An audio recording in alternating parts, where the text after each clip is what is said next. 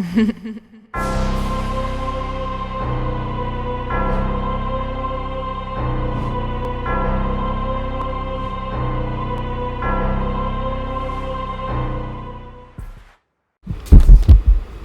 what's going on, everybody? This your man King Bezos, and we back with actually like another episode of the NFL Week 4 Bets Video Touchdown Edition. Now, so before I be again talking to y'all about all of these games, all of my picks, stuff like that, I definitely want to say thank you to all of my subscribers, all of my viewers, and to all of the people that like my content. I definitely appreciate y'all. All of my hard work is definitely paying off. I just want to say thank you. You actually feel me? If it wasn't for y'all, I would not be getting likes, views, or anything, nothing like that. So I just want to say thank you. Really appreciate it. I actually really put in a lot of hard work, and I just want to say thank you guys. Thank you guys for just taking time out of your day just to listen to me, like just break down all of these games. It's a lot, and I can get winded sometimes, but hey, y'all stick with me. I definitely appreciate it. Thank you very much. Also too, for the people that are brand new here that are just joining, welcome. Here I actually give you my picks on as to who will be scoring touchdowns in an NFL game. And if you like this type of stuff, you actually can definitely follow me over on Twitter and also follow me on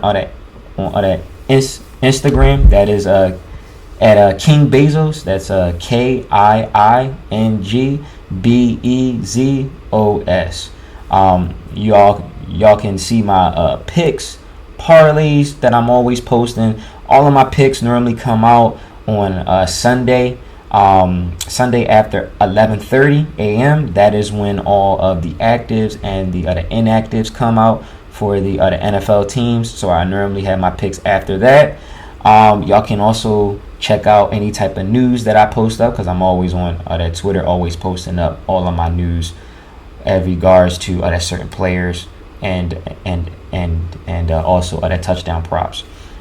So once again, follow me on that Twitter and also on Instagram at King Bezos, and that's KINGBEZOS. Thank you. So without further ado, let's actually get into week 4. Now, week 4 is definitely going to be an interesting week. So we already have data so far from weeks 1, 2, and 3 so far for the NFL season. A lot has definitely been happening. It's been tons of injuries. Injuries on the offensive side and also on the defensive side. And it's just crazy. It's just like every week, at least 12 to 16 players are just getting hurt. Maybe even more than that. It's just wild. Okay, so you'll see me on my phone. Okay, I got a lot of news, a lot of notes over on here. And listen, just bear with me. All right, this is like my first year doing this type of shit. All right, I actually want to be able to show y'all as to what I'm seeing, what I'm talking about over on like my other video screen. You feel me? So I'm just trying to learn as to how to work all of this.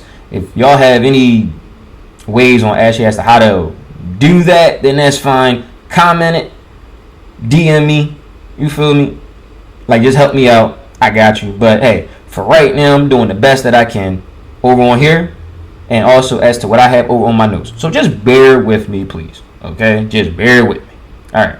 So let's talk about the first game. Okay? And the first game that we're going to talk about is the Washington football team versus the Atlanta Falcons. Now, this is going to be an interesting game. I think that this game will be a very high scoring game only if that the defenses don't show up. Okay? And I'm going to tell you why. So, let's talk about the Falcons first. Okay? Falcons have started off very, very slow. Okay? Falcons really are not that good right about now, but they have a few pieces on the offensive side. And one of the pieces that I like is that Calvin Ridley. Calvin Ridley is actually going to be playing against the Washington's 29th ranked pass defense. So they're already horrible. Okay? and that they're 31st versus wideouts. So that lets you know that they're definitely horrible. Calvin Ridley, my man. I fuck with Calvin Ridley, honestly. Like, and on the left-hand side, he'll be over there 43% of the time. He'll be playing against Benjamin St. Just. Benjamin St. Just gives up 0.390 fantasy points. That's a good matchup.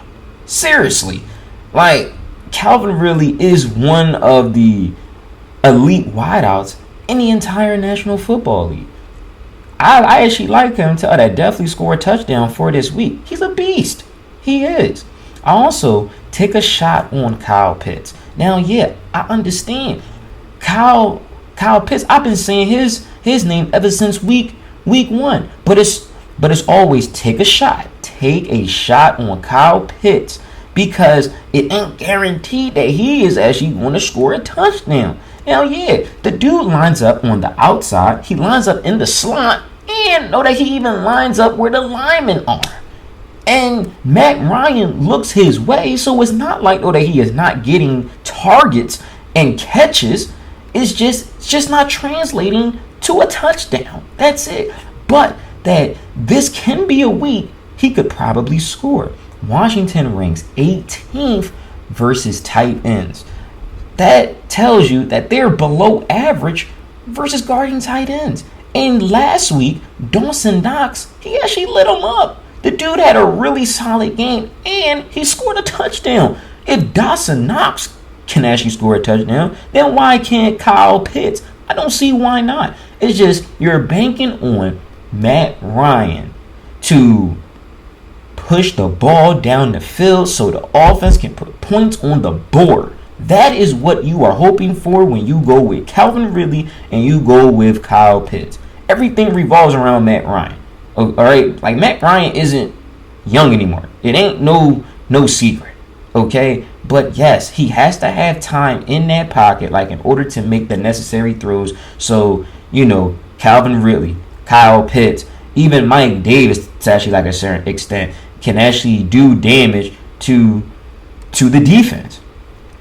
On the Washington side, I like Terry McLaurin. I like him for this week. McLaurin's facing the other Falcons 17th pass defense, and they're 20th versus wideouts. So the Falcons, they're actually not good over on the pass either. And Terry McLaurin will be on the left side 43% of the time. He will see Fabian Moreau. He actually gives up 0.450 fantasy points. And the last time I checked, Terry McLaurin, he's a burner. And he's playing indoors in a dome. I mean, that's almost like saying Tyreek Hill playing in a dome. Tyreek Hill is fast as hell. Terry McLaurin's fast as hell. So you're banking on Taylor Heineke to have some time in the pocket, which though he actually should, because why? Falcons don't generate pressure on the quarterbacks. Like they don't, like, because their line sucks. Okay, like their line sucks, and it ain't a secret that it sucks. Okay, so look, Heineke should have enough time in the pocket to be able to throw a deep ball to that Terry McLaurin. Terry McLaurin is actually getting targets. And let me pull this up just so that y'all can have an idea. Terry McLaurin, if I can find him, here you go. Terry McLaurin in week 1, 4 targets. And in week 2, 14 targets. In week 3, 7 targets. So the dude is actually getting targets. He just has to convert them into yards and just get that touchdown. I think that this is a good week for him to definitely score. And on top of that, Terry McLaurin, he actually wants the offense to also help out the defense.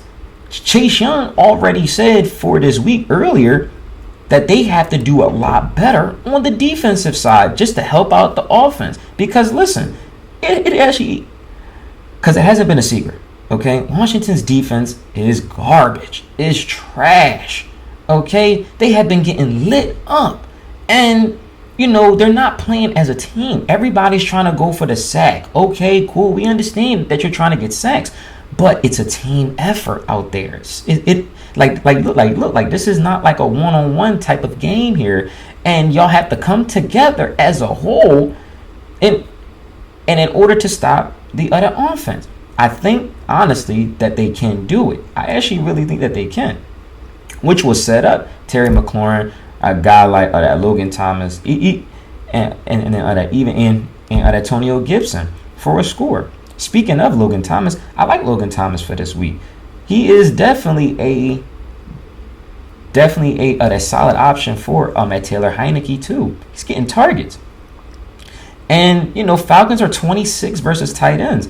So this is a good spot for Logan Thomas. And he's on that red zone threat too when they get down to the goal line. Heineke looks for him. So I like Logan Thomas for this week. Also, take a shot. Now, yeah, he is dealing with an injury. And yes, he actually didn't practice Wednesday and Thursday today. But take a shot on Antonio Gibson. This is a good matchup, man. Falcons are the Falcons are 19th versus the run, and they're 19th versus running backs. They are really not that good versus the running backs. So yeah, Gibson, Thomas, and McLaurin, these guys are in really good spots, in order to have a really great game for this week. I like them. So, but just watch out for the injury for Gibson's dealing with a shin injury. So we'll see if he practices tomorrow, Friday, which would be today because the video is posted up today on a Friday. But you get as to what I mean anyway. We just need to find out if he practiced that fully. And we also need to take it down to game day because they may say he actually might be a game time decision. So we'll see as to how that goes. The next game that we're going to talk about is the Detroit Lions and the Chicago Bears. Now, look. Listen, I'm not touching this game. Okay? I really want to because of two players. But given a lot of bullshit that's actually been going on right now up in Chicago, I don't really want to touch this game. But, hey, I actually want to be able to highlight certain players for you guys up in this game. So, first things first, I'm not touching nobody on the Lions. I'm sorry. The only people I actually could maybe touch, but I really don't want to touch, honestly, is actually DeAndre Swift, TJ Hawkinson. Now, yeah, the Bears are at 20th versus the run, and they're 13th versus running backs. It's not a bad matchup, but it's not a good one either. But the Lions are probably going to be down anyway, depending on as to who the quarterback is for the Bears. But Swift has excellent pass catching ability. Not so much of a runner, but he really makes most of his bread and butter at catching the passes. TJ Hawkinson, he has a tough matchup. 11th versus the pass are the Bears, and the Bears are 8th versus tight ends. So this is a really tough matchup. But with TJ Hawkinson, who are they going to throw the ball to? You're going to have to throw the ball to Hawkinson.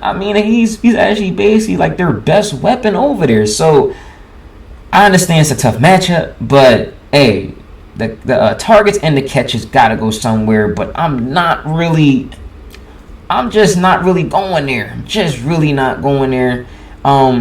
It is encouraging for Hawkinson too.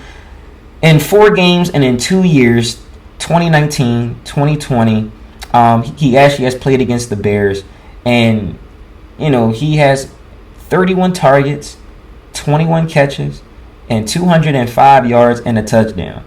It's not screaming smash spot. It's definitely not screaming that, but it's something to take notice and to say, all right, though, he actually could do something. But honestly, I'm just not thrilled about the Lions just in general. I'm just not thrilled about it at all. They haven't won a game. This is a game they could win, but I'm pretty sure that they're going to probably fuck it up somehow. I don't know, but they'll probably mess it up somehow. And the Bears are no better, honestly, because they're dealing with a quarterback dilemma between Andy Dalton, who is still hurt, and Nick Foles, and with Justin Fields. I mean, everybody's giving Justin Fields all of this, bad energy. And it's like, it's only one game. It was his first time starting, and you got to understand, he's playing against Cleveland Browns. Cleveland Browns have Myles Garrett, who is arguably one of the best linemen in the league. I mean, so you're throwing him out there. I mean, what you think Fields is actually going to do?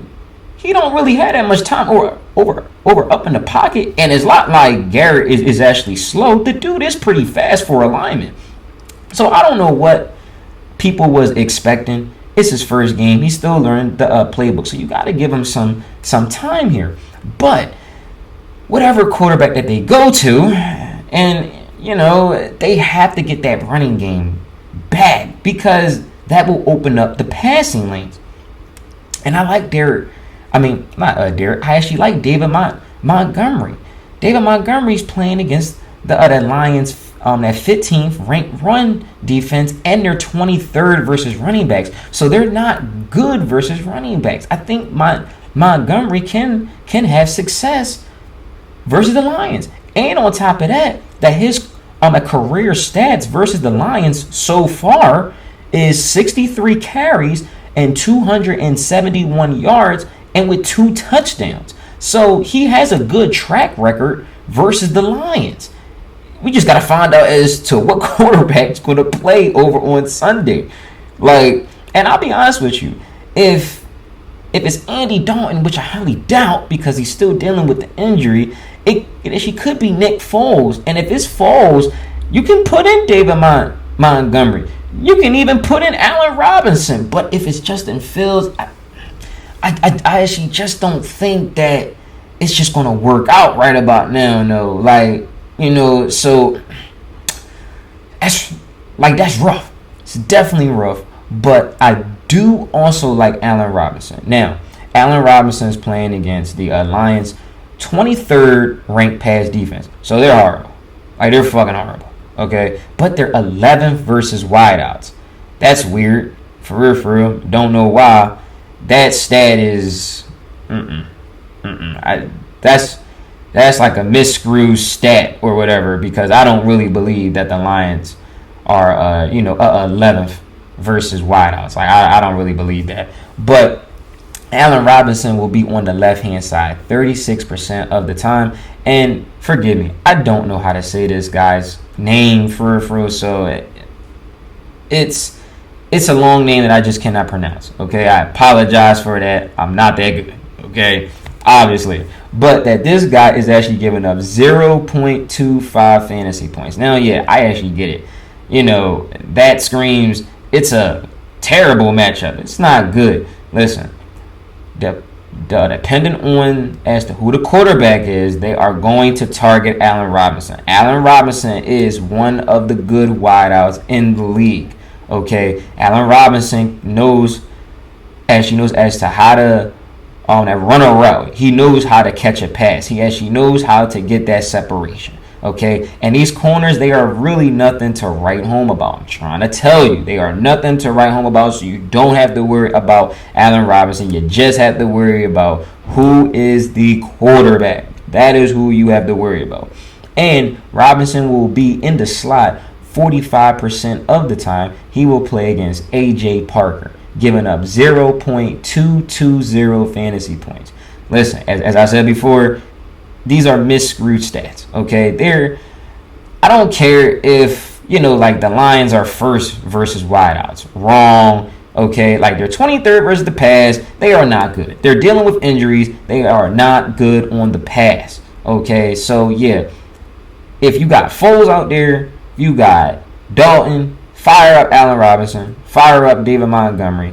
But if Justin Fields start, you have to temper expectations. You really have to. Okay, I don't want to keep talking negative about him. No, he's a good quarterback that has that tons of upside, lot of potential, but it's going to take some time. Definitely going to take some time. So just temper expectations just depends on the quarterback. Also, too, with Allen Robinson, 6 games and in 3 years versus the Lions, 2018, 2019, 2020, he has had 49 targets, 33 catches, 491 yards, and 3 touchdowns. So, yeah, he has a very good track record also versus the Lions. And, yeah, David Montgomery and also Allen Robinson, they can get back on track. Like, they have to get back on track. Like, there's no way that they can not get back on track even up in this great, terrific matchup versus the Lions.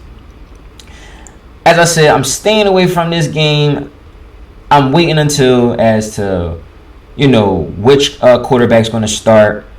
But I don't really want to touch this game for the most part. But, hey, I wanted just to highlight certain players up in this matchup.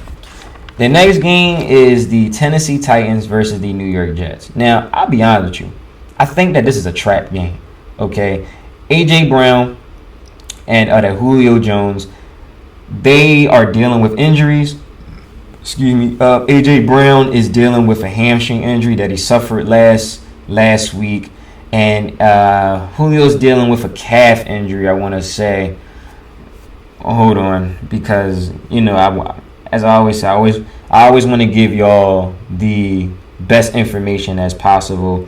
And it's a hamstring injury as well. So, hamstring injuries can be very, very tricky, especially for wideouts. You already see Christian McCaffrey has a hamstring injury, so he's probably out for like the next 2 to 3 weeks.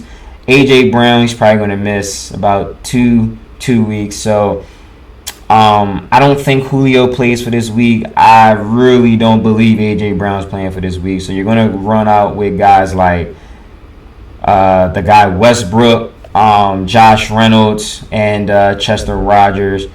And you're really going to be having Derrick Henry out there. I think that this is a trap game. I think that the Jets have a legit shot at maybe winning this game. Just off of the strength of there is no A.J. Brown or there's no other Julio Jones. And you're solely focusing on Derrick Henry. But, hey, if the Jets even stack the box versus Derrick Henry, that's not going to matter. It's not. Derrick Henry is an absolute animal and he's a beast. Okay, Derrick Henry will truck you. He will stiff arm you. He will do anything that he wants to do to you. And it's going to take everybody on that defense just to tackle him. You actually can't have 2 guys, 3 guys try to tackle him because he can put them all on his back and still be able to get a touchdown. Like, that's insane, man. That is insane.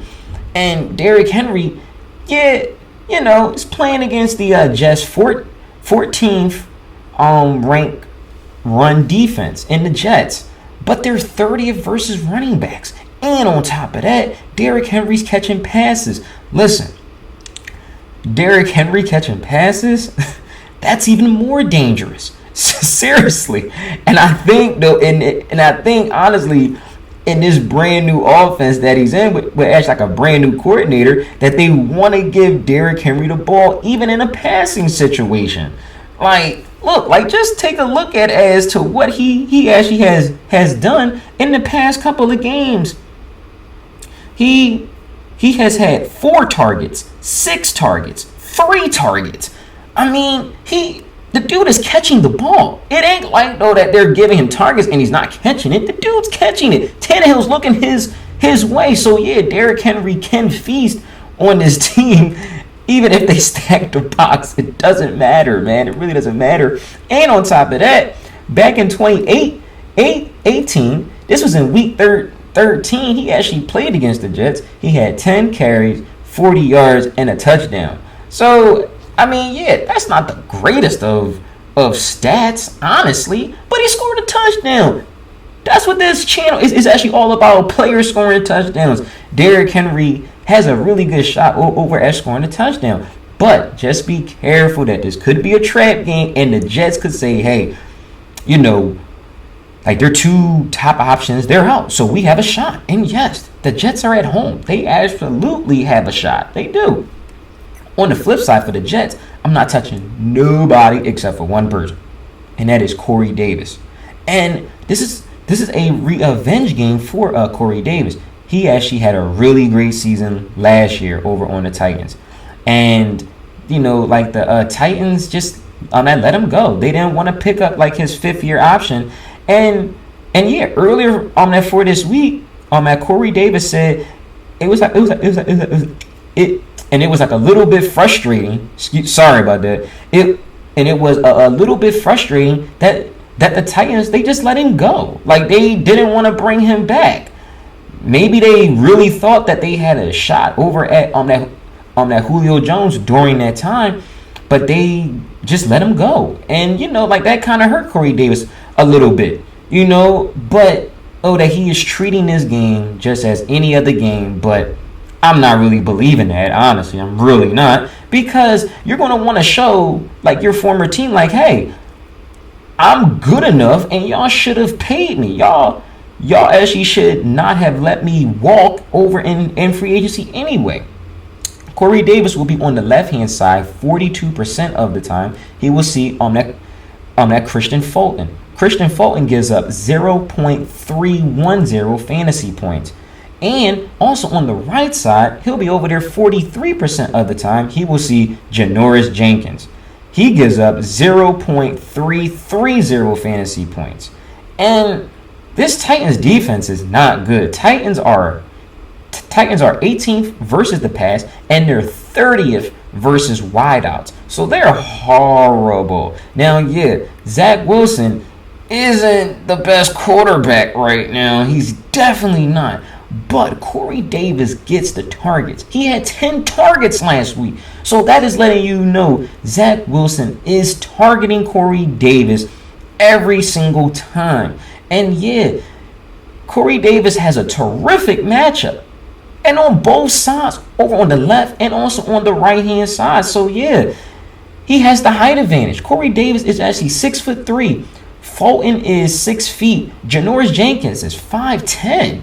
I mean, if Zach Wilson can be a little bit accurate and then also bring just a little bit of his A game to this game, he actually can help Corey Davis out to actually have like a really good stat line. And personally speaking, if he gets, 7 to 8 catches, 70, 80 yards, and a touchdown, now that's great to me. I mean, I don't know as to what else you would want. Like, that's really great for me. But, hey, that's the only person that I'm taking. Okay, Elijah Moore is dealing with an injury. Jamison Crowder's hurt. Okay, so it's not that many options on the Jets because they're really bad. They are really bad. Okay, so I'm not really going to put too much into this game, honestly. It can go either way. Okay, so let's just move along. All right, the next game we're going to talk about is the Cleveland Browns and the Minnesota Vikings. Now, this right here is definitely going to be a shootout. Okay, honestly, both of these defenses really are not that good at all. Okay, yeah, they got a few key players on the defensive line, but other than that, this is definitely screaming shootout. Okay, first of all, I love Justin Jefferson. I love Adam Thielen for this week. Okay, Justin Jefferson, he is in a really great spot. Yeah, Browns are 5th versus the pass, and they're 7th versus wideouts. But after this game, that number is going to change, and I'm going to tell you why. Justin Jefferson will be on the left-hand side, 42% of the time. He is going up against Greg Newsome. Now, Newsome, he has been really good for this year, giving up 0.190 fantasy points. That's part of the reason why that the Browns are 5th versus the pass. But Newsome is out for this week. He has a calf injury. And they're going to start Greedy Williams on the other side. Who was he playing against? Justin Jefferson. Justin Jefferson is a dog. And also he actually broke out last week and he scored a touchdown. I like him for this week to definitely score a touchdown. And his odds are up right now over on the Fanduel Sportsbook. They're at a plus 110. I mean, hey, that should be like a minus. Okay, but hey, for like a plus 110, and I believe it went up. Hold on. Let me check that. It went up to a plus 115. A plus 115 to actually score a touchdown. Sign me up for that. Sign me up. Because why? It's going to be a back and forth game anyway. And Adam Thielen, I like Adam Thielen. And his odds are a plus 105. That right there definitely should be a negative. Adam Thielen, the dude has actually scored 3 weeks straight. I don't know why Fanduel hasn't caught on to that. I mean, the dude has scored in every single week so far, and that the dude is still at a plus to actually score a touchdown, and know that he'll be in a shootout.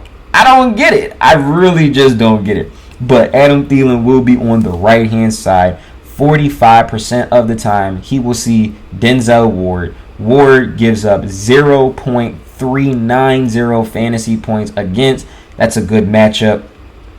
When that Jefferson plays against Greedy Williams, that also will be a very good matchup. Now, the Vikings offensive line has to hold up versus the Cleveland Browns defensive line, because yes, they have Myles Garrett, and if you watch that Bears and the Browns game for last week, you saw what Myles Garrett did and that pass rush did. So yes, they actually can generate sacks. Yes. So hopefully on that Minnesota's offensive line can that hold up, and they're at home, so they are playing I believe inside. I think their stadium is actually like a dome. And in 2017 versus the Browns, Adam Thielen actually torched them.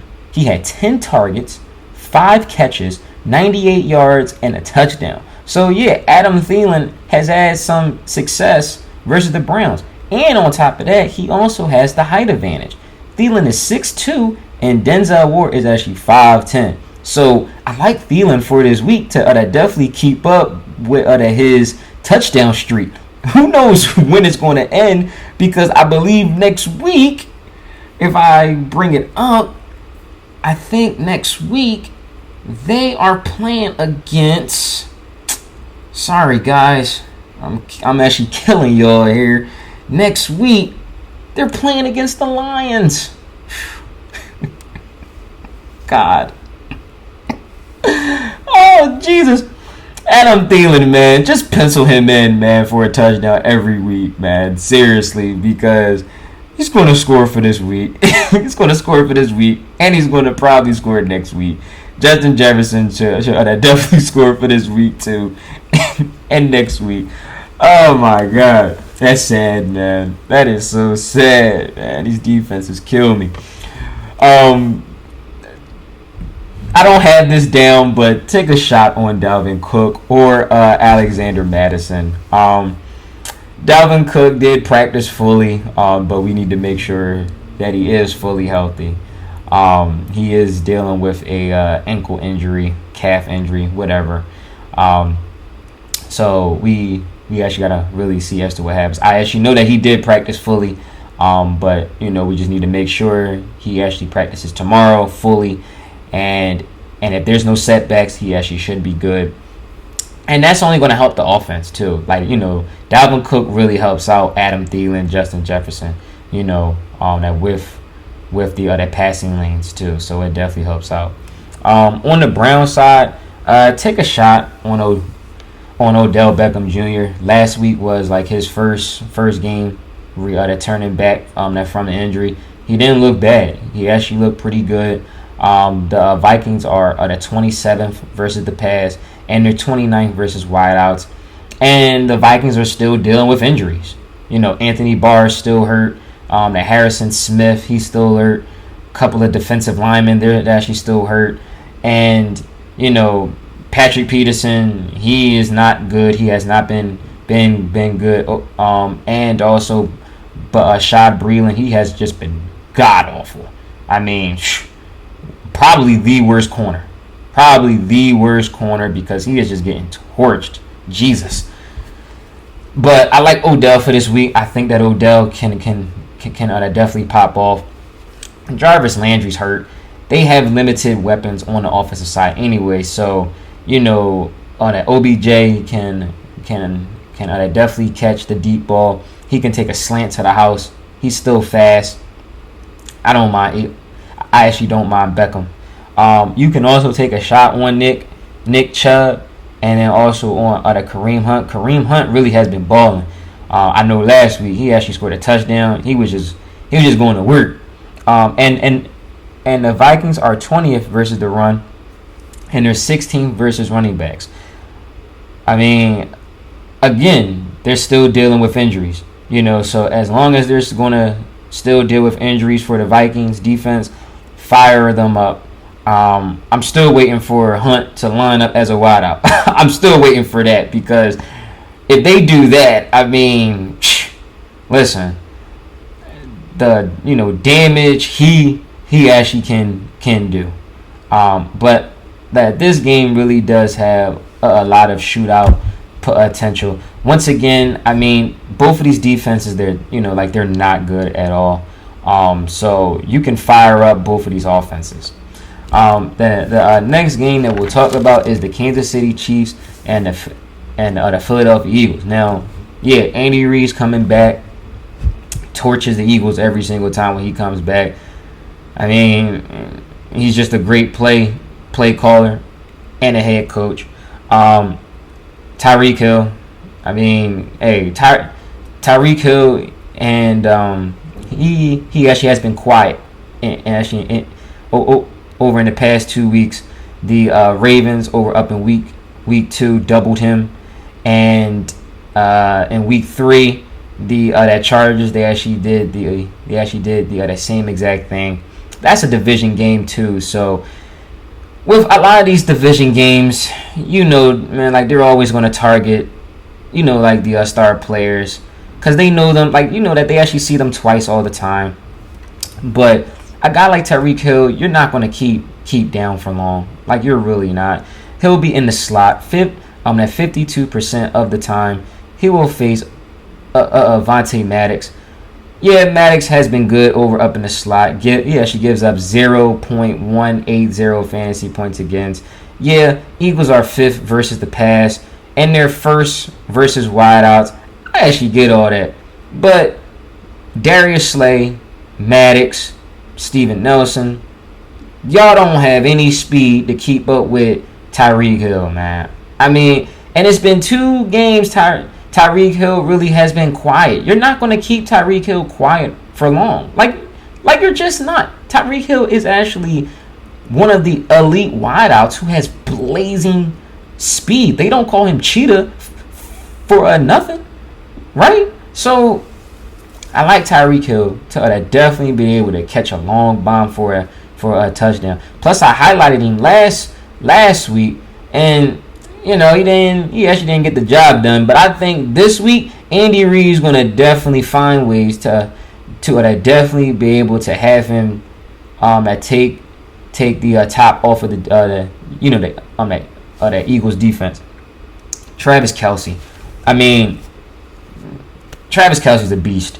I mean, he's just so solid. The Eagles don't have any linebackers to stop Kelce, and they don't have a safety to stop Kelce. Okay, and the Eagles really haven't faced any really good tight ends except for George Kittle. I think that was back in week 2 that they did, and they didn't even use George Kittle for. But it's like you won't see Travis Kelce blocking too much. You're going to see Travis Kelce out there catching passes, and we have seen it. Travis Kelce's kind of fast. He's not slow. So I think they're going to really do some damage to this Eagles defense. And on top of that, Chiefs are 1-2. I mean, you have to look at this Chiefs team and say, they really should be 3-1, I believe. Actually, no, I'm sorry, because my math is actually all wrong. I definitely apologize. They should be really 2-1. For real. They actually really should be 3-0. Honestly, they really should be undefeated. But a few last minute plays down the stretch cost them. But they're 1-2. They're definitely going to want to get back on track. And with their division being so stacked, they got They got the Chargers being 2-1. They got the Raiders being 3-0, and I think the Broncos are like 3-0 too. I believe, so that their division is definitely taking a turn, and they don't want to fall to that 1-3. So I think that this is a get right spot for these guys. Definitely Tyreek Hill, especially him. I like him. On Fanduel, they even have his odds up to that score a touchdown, and that, believe me, it's not something that you want to go with unless if you're doing a parlay. Tyreek Hill is at a minus 185 now. So now look, when it first opened, he was at a minus 200, but it actually went down to a minus 185. Now that's going to go down. But what you do is that you would go over to the parlay section and you parlay Tyreek Hill anytime touchdown score, and also for the Chiefs to win. That is at a plus 110. And it opened at a plus 100, and it's still at a plus 110. I think that is great. I think that is great value, because Tyreek Hill is definitely going to score a touchdown, and that the Chiefs, they're going to win this game. So for that to be at a plus 110, that should be at a minus, seriously, because that kind of is a guarantee. Excuse me. Take a shot on Clyde Edwards-Helaire. Now, yeah, Eagles are 26 versus the run, and it showed last week versus Dallas, and they're 24 versus running backs. You beat the Eagles on the run, but you run to the outside. You don't run inside, and that's what Dallas did. Dallas did that with Zeke. Dallas did that with that Tony Pollard, and it worked. They actually really didn't have to pass the ball too much. They just used running backs and just tight ends to beat the Eagles. That's sad. That's sad for the Eagles defense, seriously. But Clyde Edwards-Helaire, yeah, he actually did fumble last week too. But hey, Andy Reid, he went right back to him, gave him a lot more confidence, and he scored a touchdown. Eagles, they actually are dealing with an injury to Fletcher Cox. We saw Fletcher Cox get hurt on that versus Dallas, and if he's unable to play, that's really going to hurt the Eagles defense, seriously. So I like Kansas City, man, to definitely come out on top for this week. On the flip side, take a shot on Devonte Smith and Jalen Reagor. These guys are in really great spots. Chiefs are at a 23rd versus the pass, and they're 22nd versus running. Their wideouts. Chiefs are not good on the pass. They're horrible. And Devonte Smith, he'll be on the left-hand side 45% of the time. He will see Various Ward. He gives up 0.460 fantasy points. Reagor will be on the right-hand side 41% of the time. He will face Mike Hughes. He gives up 0.500 fantasy points. Those are really great matchups for those guys, seriously. And with the Chiefs not getting any pass rush, Jalen Hurts should be able to correct his terrible mistakes versus Dallas, and it should be able to translate into some good success versus Kansas City, because Kansas City sucks on the pass. Now, yeah, Eagles' offensive line is hurt. They're down 3 of their good offensive linemen. So, yeah, we got to see as to who they rolling out on their offensive line. And it ain't going to be pretty. But Jalen Hurts has his legs. He can make plays out of the pocket. He just has to make better decisions.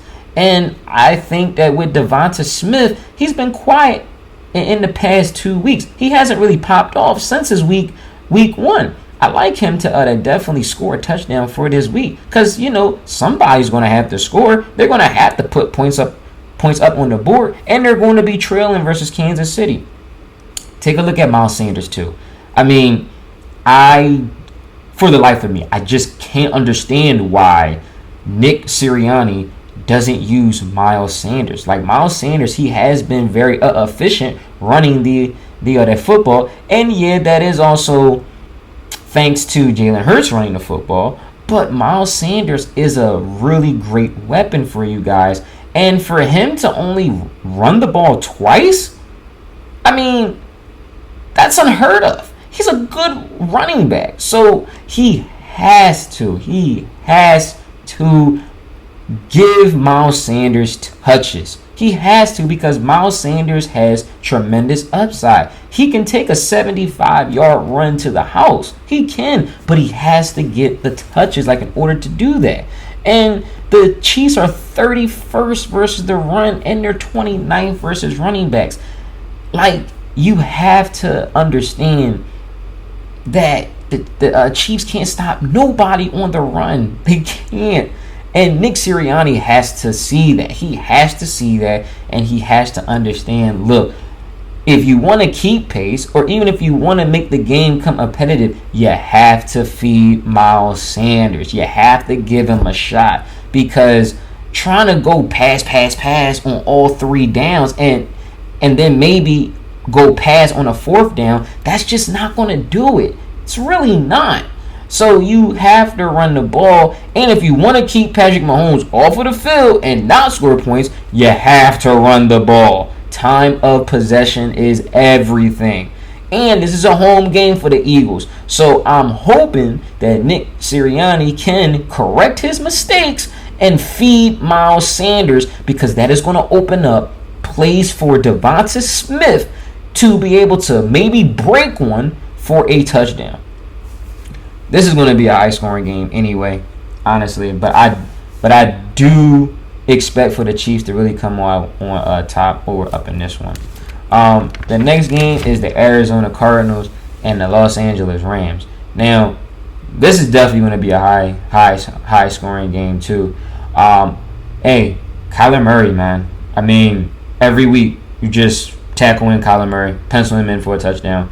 He is like their goal line back. For real, he will rush it in. He actually ran one in last week versus the Jacksonville Jaguars. Struggled a bit, but hey, it's Jacksonville. You don't really have to do too much, and the defense showed up too. That was another great thing. But against the Rams, oh yeah, Kyler Murray is going to have to show up. And hey, I said it last week, and I said it like the week before. Chase Edmonds. Okay, one of these games, Chase Edmonds will score a touchdown. Okay, last week, I actually really thought it definitely was the week. You're playing against Jacksonville, that they suck on the run. Okay, yeah, sure, we saw Kyler Murray score a touchdown. Fine. But it was very irking to see James Conner. And I told y'all this. And I told y'all that it was going to happen. Because I said to y'all, can James Conner steal a goal line or a 2 for a touchdown? I said yes. And what happened? Not once, but twice. James Conner, touchdown at the goal line. And I'm like, what the hell's going on? Is actually he their starting running back or something? Because maybe I'm missing it. Chase Edmonds isn't a scrub. He's not a bum. Why can't we give Edmonds a look at the goal line? Can we get him a touchdown? And it's okay to have Kyler Murray score a touchdown because it's Kyler Murray. But come on, James Conner, out of all people, really? That's the second string running back, and you're not even going to let your first string running back even score a touchdown. That's sad. It's definitely sad.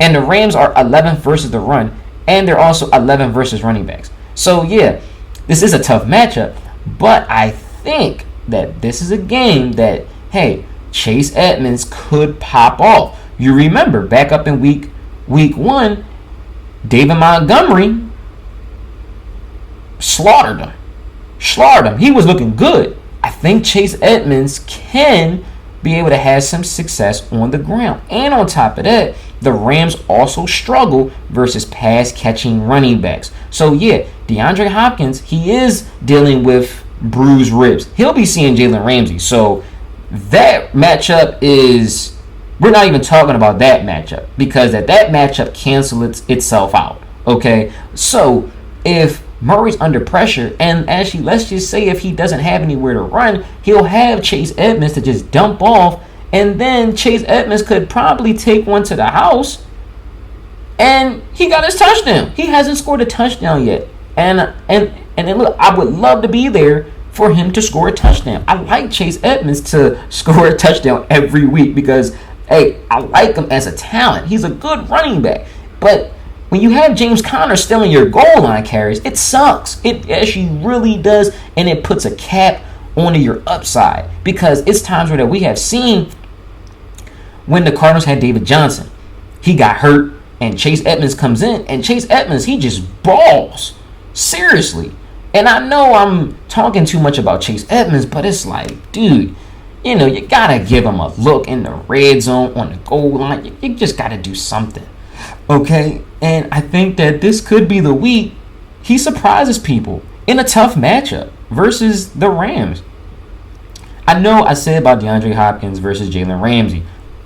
Don't worry about that matchup. Like, that matchup just cancels itself out and as I said, plus Hopkins is dealing with bruised ribs.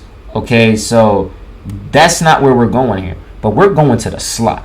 Christian Kirk, he plays in the slot 91% of the time. He will play against Darius Williams. Williams gives up 0.370 fantasy points. That I actually think you attack the slot versus the Rams. And the Rams are 25th versus the pass, and they're 18th versus wideouts. Sounds good to me. It actually does. I mean, hey, we seen Christian Kirk ball for right now. And on top of that, let me bring him up because he has been very surprising. He has had 5 targets, 4 targets, 8 targets. Kyler Murray is actually spreading the ball. Spreading the ball to him, Hopkins, Edmonds, Max Williams, Rondell Moore. Spreading the ball everywhere. And, Christian Kirk is actually that valuable in this offense. So I do like Christian Kirk. Take a shot on him. On the flip side, I don't got to talk about Cooper Kupp. You already know what Cooper Kupp is doing. He's got a beast. Okay? He is like the number 1 wideout for like the past 3 weeks. The dude, all he does is just score touchdowns. The dude had 2 touchdowns last week. Like, versus the Buccaneers. I mean, that's insane. He is a beast. Okay? But yet, he'll be in the slot 70% of the time. He'll be playing against Byron Murphy. Now, yeah, Byron Murphy's coming off of a really great game. And he had a pick 6 last week.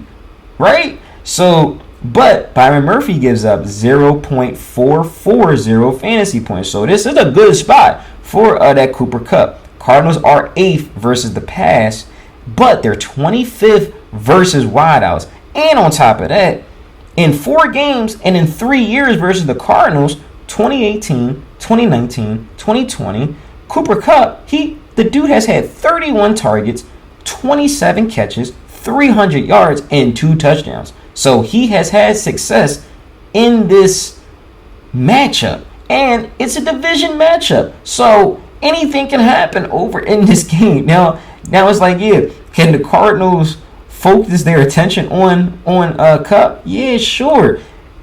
I thought the Buccaneers were going to do that. That ain't the case because Kupp proved me wrong. So even if they give him a little bit more attention, Kupp is just going to dominate, man. Like, he's just going to dominate. Robert Woods, I mean, God, it's been rough for Robert Woods, man. I mean, and I like Robert Woods. I actually really do because he's a solid receiver. But ever since Stafford has came onto the scene, Stafford likes to throw the ball deep and that he's locked on Cooper Kupp.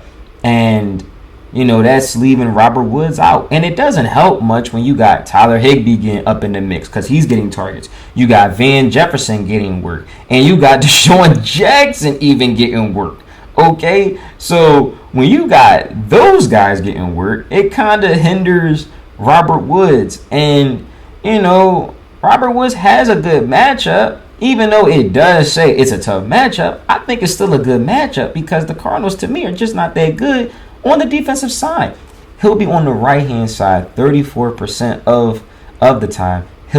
He actually will see Robert Alford. Alford's giving up 0.270 fantasy points. Now, yeah, that's a tough matchup. But it's actually Robert Woods. Robert Woods is actually like a really good route runner. He can catch the ball. He just has to get the looks, man. I mean, seriously, when you look at what he is doing, he's getting targets. He's getting 4, 9, and 6 targets. He's getting the targets, but Matthew Stafford just isn't connecting with him. He's just not connecting with him. And that's frustrating. It's definitely frustrating. But hey, I think that this is a game that Robert Woods can, get back on track. A good 6 to 7 catches, hopefully 80, 90 yards, and a touchdown. That would be great for me. Seriously. Because Robert Woods got to get it going. It's just Stafford Stafford just has to look his way a little bit more. I understand, his first read is actually Cooper Kupp, as it should be, because he's a beast. But hey, you got another good wideout on the opposite side, and that's Robert Woods. And in 6 games and in 3 years versus the Cardinals, 2018, 2019, 2020, Woods has had 64 targets, 50 catches, 530 yards, and 2 touchdowns. So he has done damage to the Cardinals defense. Hopefully, and then look, that was with Jared Goff. But hopefully Matthew Stafford can resurrect him, because he's been dead for the past 3 games. Yeah, sure, he had a touchdown back over up in week 1, but I mean, it was lucky. It was definitely lucky, and it was at the end of the game anyway. So I like Robert Woods for this week. He has a good shot, to definitely not see a lot of attention by the defense, because while everybody's going to be on Cooper Kupp, people are going to be on Tyler Higbee, maybe Van Jefferson too, but you just can't forget about Robert Woods, man. You really just can't forget about Robert Woods. But hey, this is definitely going to be like a back and forth game. Okay, so I'm expecting fireworks all across the board over up in this game. Next game is the Seattle Seahawks versus the San Francisco 49ers. And I like this game. This is a divisional matchup. I think that this is going to be a back and forth type of game too. This game definitely has shootout potential. I love DK Metcalf for this week, man. I mean, yeah, Tyler Lockett is dealing with a hip injury, so watch out for that. He will probably still play, but just temper expectations for this week. DK Metcalf he actually will be on the left hand side 59% of the time. Now, yeah, he actually will go against Josh Norman, and yeah, Norman just signed with the team. He only played 1 game, but he looked good. Norman gives up 0.090 fantasy points. Now, that's off of 1 game Norman played, but Norman got hurt. He actually has a lung injury. He had to go to the hospital last week, and he was spitting up blood. They released him from the hospital after a day. Kyle Shanahan's trying to have him take it easy. He actually is saying he has a chance to play. But with a lung injury, I don't see how he would play for this week, because that's serious. And especially when you're taking contact and you're trying to tackle DK Metcalf. I mean, DK Metcalf is a beast. And the 49ers are 16th versus the pass, and they're 12th versus wideouts. And I'll be honest with you, 49ers are dealing with injuries in the secondary. They're dealing with actually a lot of injuries. And I think DK Metcalf can actually really get it going. And on top of that, in 4 games and in 2 years versus the 49ers, that was in 2019 and in 2020, he has had 46 targets, 27 catches, 333 yards, and 3 touchdowns. DK Metcalf puts in work versus the 49ers. So if Josh Norman does play, he'll probably be limited. He won't be at full strength. Or even if Norman doesn't play and they have someone else out there, it's not going to matter, because DK Metcalf is actually going to put in work. As long as he keeps all of his emotions up in check, doesn't get penalties, and you know that he ain't dropping passes, he'll be good to go. He'll be fine. Tyler Lockett, other than his hip injury, he'll be fine. He'll be on the right-hand side 57% of the time. He will see Emmanuel Mosley. Now, it's a tough matchup. Mosley's giving up 0.290 fantasy points. But we know Tyler Lockett is a burner. We already know Tyler Lockett's good. Okay? Through 3 weeks, he has shown he is one of the top receivers in the league. And Mosley's not going to be able to compete with Tyler Lockett. And in 6 games and in 3 years versus the 49ers, 2018, 2019, 2020, he has had 34 targets, 28 catches, 297 yards, and 4 touchdowns. I mean, hey, that's letting me know he actually normally dominates the 49ers. Pencil them in. The odds for them have not came up yet. I'm still waiting. And let me check for y'all right now. I highly doubt it. They have not came up yet. I mean, when they do come up, just pencil them in, man, for a touchdown. But I really like DK Metcalf, honestly, more than anything. I like Chris Carson for this week. 49ers are 23rd versus the run, and they're 28th versus running backs. God, they are awful on the run. And Carson's getting the carries. You feel me? Carson actually scored twice last week. He had 13 carries, and then like the week before he had 12 carries. So his carries are reducing just a little bit, but hey, if he gets like 14, 15, 16 carries, 70, 80 yards, and a score, pencil me in for that. I mean, I like Carson to definitely score for this week too. And in 4 games and in 3 years versus the 49ers, 2018, 2019, 2020, the dude has 71 carries, 321 yards, and he scored twice. So he does good versus the 49ers. Like this Seattle team is definitely going to put in work. They're already 1-2, and they're in a rough division. So this is the game that they have to win. And their offense just looked brutal last week versus the Vikings. They only put up 17 points. It looked bad for them. And I think that this is a matchup whereas though that they can put up a lot of points in this game. On the flip side, I like Kittle. I actually like George Kittle. Now, temper expectations right now because that he's dealing with a calf injury. And that could limit him a little bit out there. But yeah, we know George Kittle, he is one of the best tight ends with yards after the catch. He's one of the best. And the Seahawks are 26 versus the pass, and they're 19 versus tight ends. They're really not that good versus tight ends. And they're going to have to throw the ball because why? Seattle should be up in this game. And on top of that, Seattle is underdogs versus the 49ers. I don't know what they're thinking. Because last week they had Aaron Rodgers as an underdog. I don't know what they was thinking because you see what Aaron Rodgers did, and you don't bet against Aaron Rodgers as an underdog, and you don't bet against Russell Wilson as an underdog. That's bad. That is very bad. And take a shot, okay? Just take a shot. Brandon Ayuk, Deebo Samuel. Seahawks are 17th versus wideouts. They're really not that good. They're about average versus wideouts, but it was encouraging to see Brandon Ayuk score a touchdown for last week, though. He actually is back in the starting lineup, and he should be a full good to go. He'll be on the right-hand side. 44% of the time, he will see DJ Reed. Reed gives up 0.370 fantasy points. That's a good matchup. Deebo Samuel will be on the left-hand side 35% of the time. He actually will face Trey Flowers. Flowers gives up 0.400 fantasy points. Hey, these are really good matchups for these guys. All you're doing, you're just banking on for Garoppolo to just please push the ball down the field because last week Garoppolo looked horrible. He looked horrible. I don't care.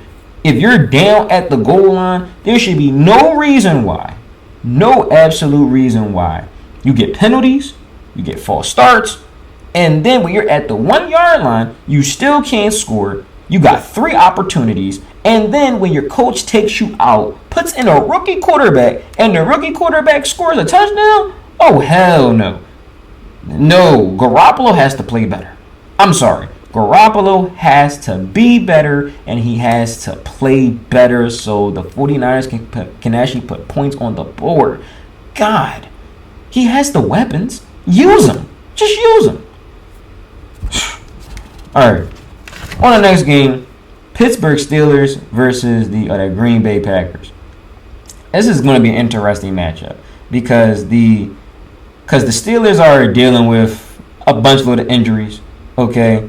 But let's talk about the Packers first. Packers have Devonte Adams. I mean, it's Devonte Adams. He actually is elite. You saw what he did versus the 49ers. I'm not the slightest worried.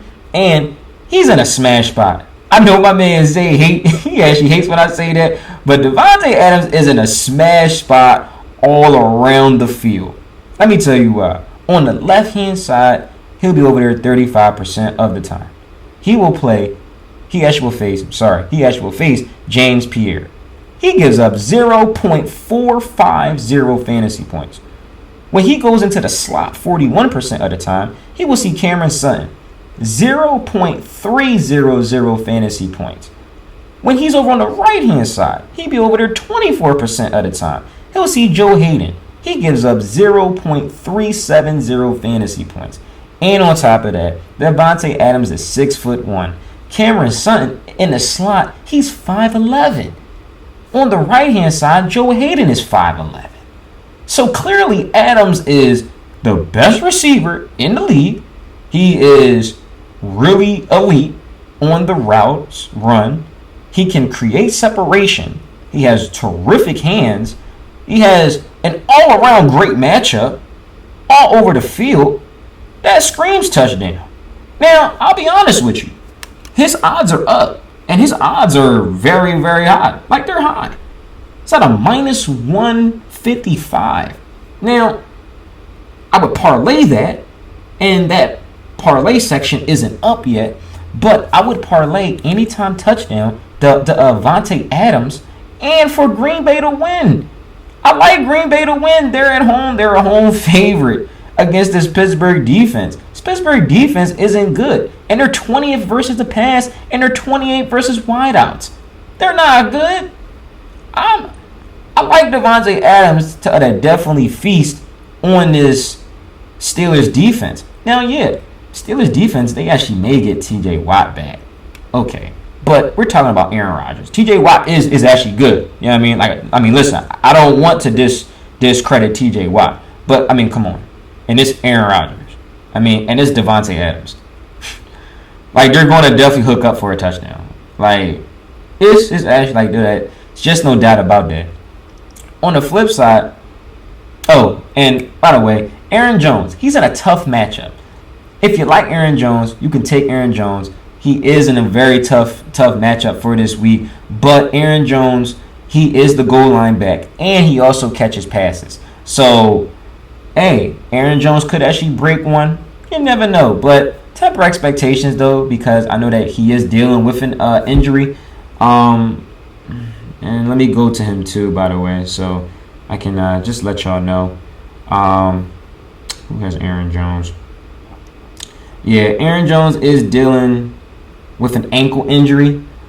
He actually was hobbling a little bit in his last game. So he was limited up in practice today, but he should be a full go for this week. So just wait and see that, just make sure they're not gonna sit him out or anything like that, which they shouldn't though. He actually should be good to go, but just just watch out for it. On the Steelers side, Najee Harris, man. I mean, last week he was a monster. I mean, hey, 19 targets. He caught the ball like 12 to 14 times. He didn't even score a touchdown. He was out there hooping.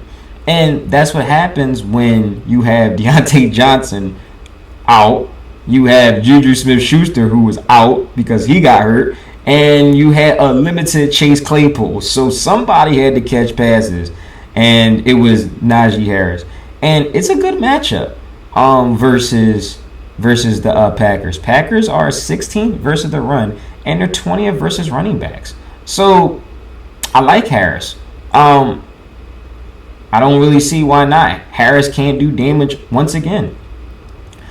Deontay Johnson practiced this week, so I'm expecting for him to play for this week. But he has a tough matchup. But it is against a rookie. I think it's Eric Stokes. I believe I have his name right. And Eric Stokes, he is a rookie, and yeah, he actually played good last week. But I know Deontay Johnson is a good wideout. You know, he ain't like a rookie either, though. You feel me? So I like Deontay Johnson for this week, but just temper expectations, though, because he is coming off of this knee injury. It wasn't serious, but just temper expectations. But I think that where you really hit home at for these wideouts is actually Juju and Chase Claypool. Now, Juju, I believe he was limited today because even he's dealing with an injury. Let me pull it up for you guys. As I said, just bear with me on this phone thing, on these notes, please. He was dealing with a rib injury, and then he was limited at practice. I think Juju's probably going to play.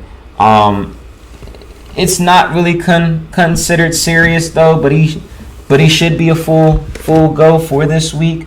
Honestly, the Packers are 9th versus the pass, and they're 6th versus wideouts, so they are a little bit stingy. But Juju has a very great matchup for this week. He'll be in the slot 76% of the time, and Kevin King will be out for this week. Kevin King will be out. He's actually still in like the concussion protocol. He probably won't play for this week, but even if he does play, King is giving up 0.570 fantasy points. I mean, that's a terrific matchup right there. Like, that's fucking smash spot shit. Real right. So you're just waiting on for Ben Roethlisberger to not look awful and to not just randomly fall down by just throwing a pass, because I don't know what the hell he was doing. The dude, nobody was even near him. He just fell down and just threw a pass. I'm like, dude, what are you doing? The dude's acting like Daniel Jones out there. Like, I mean, come on, you're actually tripping over like your own feet. What are you doing? You know, and yeah, Ben Roethlisberger looks horrible. He looks horrible out there. Like, but it's like, dude, you gotta do something. You can't just be looking washed. Not especially when you have tons of weapons. The dude has a running back. He has receivers. He has tight ends. It's like, come on, man. You gotta get it going. You really have to get it going. And they're probably going to be trailing in this game anyway, so they're going to have to throw the ball anyway. So they're going to have to rely on Ben to use his arm. And yeah, I understand Roethlisberger's dealing with a pec injury. So yeah, that's also killing him too. You know, but hey, he says though that he can play with it. He can tolerate the pain. So let's go. Like, let's go, because I want to see something. I definitely want to see something for the Pittsburgh's offense. Chase Claypool is going to be on the right-hand side 41% of the time. Now, yeah, he's going up against Jair Alexander. That's an alright matchup. 0.320 fantasy points. It ain't like the best matchup, but it's not the good matchup either. You know, so it's okay. You know, but they got to get Chase going too. And I know he was a little banged up for last week too, so you know he should be out there. All of the Steelers receivers should be back out there. Just temper expectations because a little bit of injuries and stuff like that, you know. But hey, Najee Harris really is going to be one of the main guys to definitely be able to get a lot of the bulk load. And look, somebody's got to score for that team. You feel me? Somebody's got to score.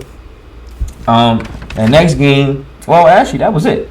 That's all I have for y'all, except for just some receiving notes that I have for y'all. And the receiving notes, like, they're always just players that, you know, they deserve, like, their own little personal talk about, I guess, whatever.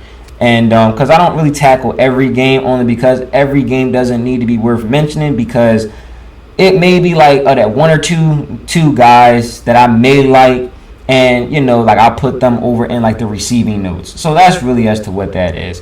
And I got a couple that for you guys, and that's Jonathan Taylor.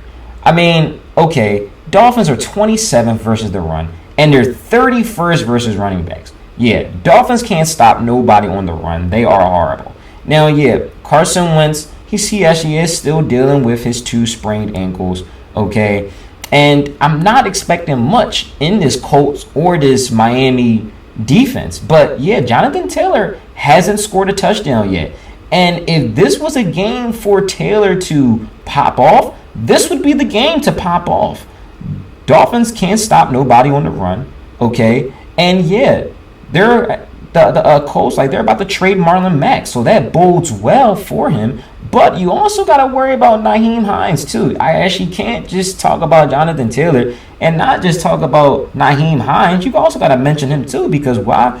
He even got a goal line carry, okay, last week. He looked good, too. But Jonathan Taylor has to get it going some way, somehow. And I think that with this Dolphins defense, he actually can get it going. Another person that I like is Robbie Anderson. Now, I mean, yeah, Robbie Anderson was horrible last week versus the Texans.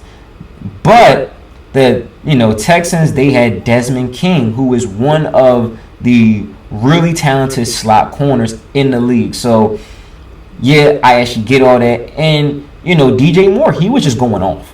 Like, Darnold, he was just looking at DJ Moore. And it was like Darnold wasn't even looking Robbie Anderson's way. It was almost as if, though, that they never played with each other before. And, and that the head coach for the Panthers, Matt Rule, says, hey, we actually need to get Robbie Anderson the ball. Well, you're damn right you do. Because it's Robbie Anderson. Robbie Anderson is a good wideout. So, I don't know what the problem is. Like, he caught the ball, I think, once, maybe twice? He didn't do anything with it. But I think that this is a good spot for him because why? Cowboys are 31st versus the pass, and they're 27th versus the wideouts. And on top of that, Trayvon Diggs, he will be on DJ Moore. Von Diggs, that's the brother of that Stefan Diggs. He's a beast over at corner. He is a beast, okay? And on top of that, Robbie Anderson, he will be on the right-hand side 33% of the time. He will go up against Anthony Brown. That is who you want to attack. He is giving up 0.420 fantasy points. And when Anderson goes over in the slot 35% of the time, he will see Jordan Lewis. He is giving up 0.330 fantasy points against. So, yeah, this is a good matchup for Robbie Anderson. And with no Christian McCaffrey, the Panthers, they're probably going to be down anyway versus the Dallas Cowboys. So they're going to have to throw the ball. Darnold's going to have to throw the ball to Robbie Anderson because, listen, listen, if you throw the ball to Diggs' area, Diggs is probably going to pick it off, be able to run it back for a pick 6 touchdown. So Robbie Anderson is actually in a good spot. And in 2019, this was when he was playing for the Jets. This is when Robbie Anderson was actually playing for the Jets back in 2019. This was in week 6. He had 8 targets, 5 catches, and 125 yards and a touchdown. So he has had success versus this Dallas defense. And all it takes is just one play for Robbie Anderson to just make it all happen. I actually really do think that they're going to make a really big effort to really give him the ball, give him opportunity, and I really do think he can definitely score one in for a touchdown for this week. On the flip side of that, too, I like CeeDee Lamb. I like CeeDee Lamb for this week. Now, Amari Cooper is dealing with an injury. He's actually still dealing with bruised ribs, but even he still has a very, very good matchup. Panthers are first versus the pass, and they're 8th versus wideouts. Panthers are very good on defense, but after this week, that will change. They have injuries on the defensive side. Jace Horn, who is their rookie top cornerback, he is out for this week. They actually just traded for C.J. Henderson. C.J. Henderson, that used to play for Jacksonville. He was not good. He was not good at all. So it remains to be seen, and if he's going to play. Matt Rule, the coach for the Panthers, he already said even if he does play, he will be limited. The dude has to learn the playbook. He actually has. The dude has to know as to where he's supposed to be for his formations, stuff like that. So don't expect much out of CJ Henderson. But Cooper will be on the right hand side 35% of the time. He will play against Dante Jackson. Jackson gives up 0.460 fantasy points. And CeeDee Lamb, he will be on the left-hand side 42% of the time. He is going up against CJ Henderson. He is giving up 0.400 fantasy points against. Now, when I looked at their odds, because their odds are up, Amari Cooper is at a -105. Okay, that's fine. You feel me? That is definitely fine. But here is where FanDuel fucked up at.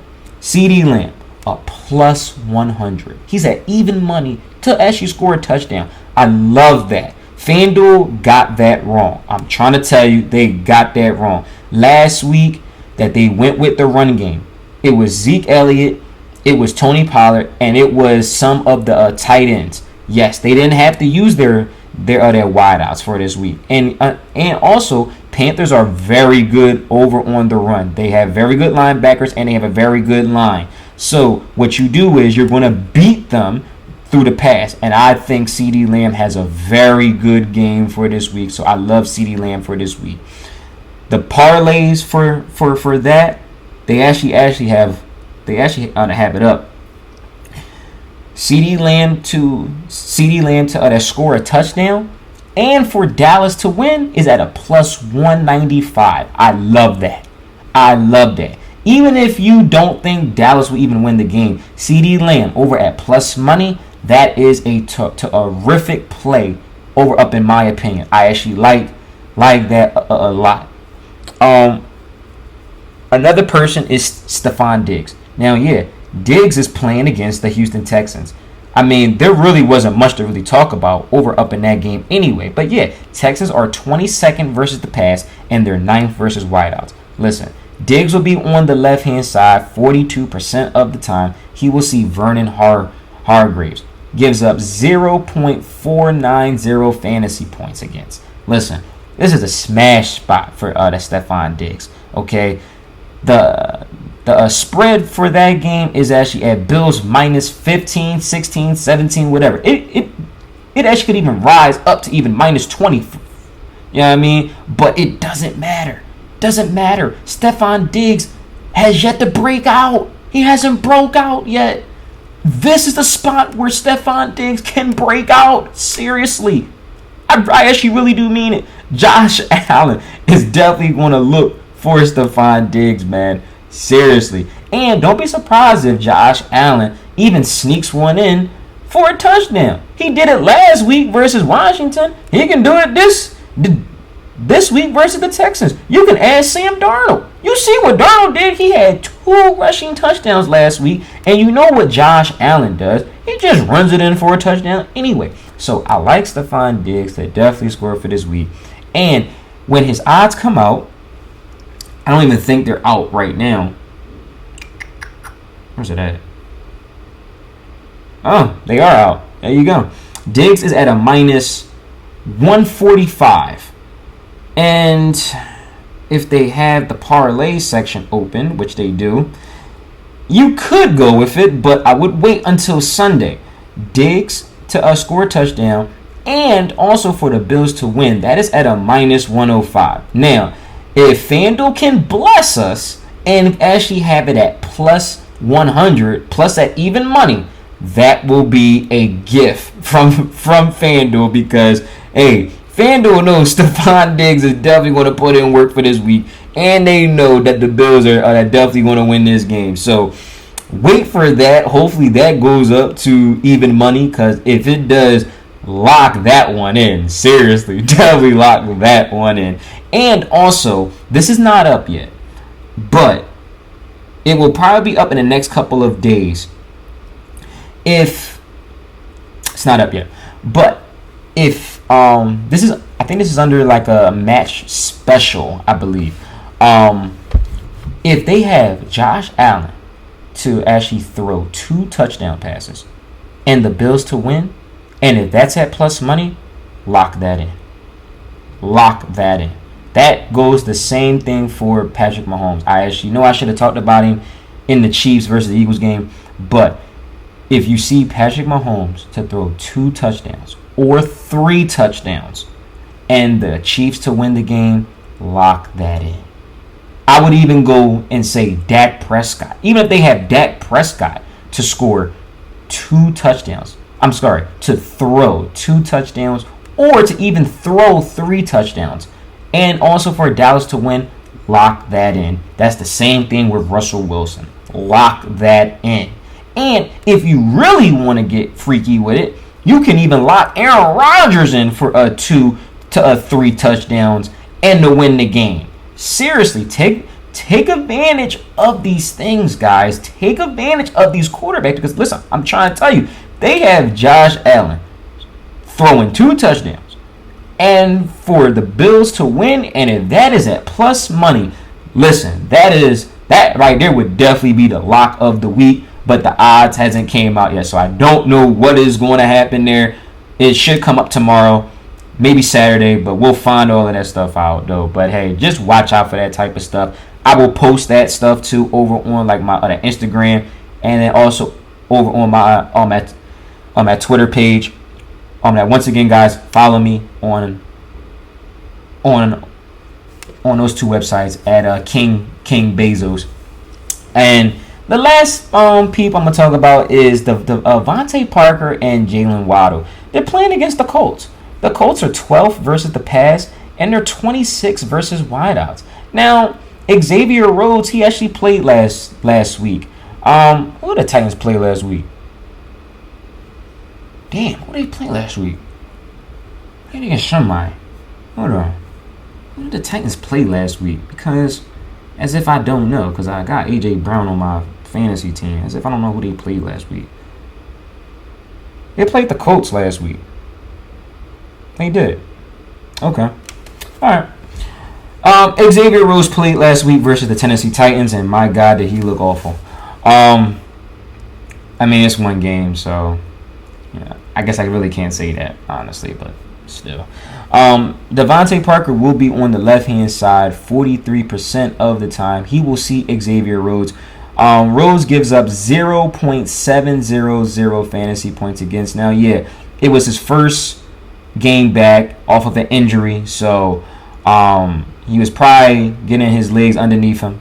You know, the Devonte Parker is a solid wideout, but temper expectations because it's Jacoby Brissett. It's not Tua Tagovailoa. They still got Will Fuller over there, so they have a bunch of other receivers that can definitely garner targets over there. But look at Jalen Waddle. Jalen Waddle's going to be in the slot 71% of the time. He's going up against Kenny Moore. Kenny Moore's been god-awful, okay? Giving up 0.590 fantasy points. And, I mean, hey, Jalen Waddle got some speed to him, okay? And that is Jacoby Brissett's favorite target for right now. I mean, hey, can Waddle take one to the crib? Yeah, sure. But you're really banking on for Jacoby Brissett to push the ball down the field. So, temper expectations for that, though. But, hey, I just wanted to give you those guys because I felt like, that those are names that actually definitely need to be talked about. So, that's all that I have for y'all. Once again, I definitely appreciate, thank you so much to everybody, like, you know, that likes my other video, views the video. Definitely appreciate all of the that's, you know, that's support. Y'all can follow me on Instagram and then also on Twitter for my picks, for my parlays, and then also for any type of other player news. And that's at King Bezos. That's KIINGBEZOS. And once again, definitely want to say thank you guys. Definitely appreciate all of the other support. And let's go ahead and make this money for week 4. I will have all of my picks posted Sunday after 11:30 once I find out all of the actives and the other inning and the other actives and the other inactives. So hey, I wish everybody the best of luck. If y'all have any comments, definitely leave them. You also can DM me too. I actually definitely will get back to you, and good luck to everybody. Deuces.